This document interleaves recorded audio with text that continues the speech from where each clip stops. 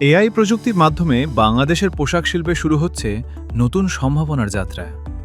রাজধানী ঢাকায় অনুষ্ঠিত হয়েছে smart manufacturing future AI leads apparel transformation শীর্ষক I2 বাংলাদেশ উদ্বোধনী অনুষ্ঠান।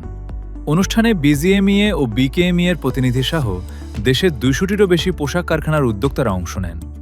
এ সময় উন্মোচন করা হয় অত্যাধুনিক AI 10+ এআই হ্যাঙ্গিং সিস্টেম, যা উৎপাদন লাইনের দক্ষতা প্রায় 20% পর্যন্ত বাড়াতে সক্ষম।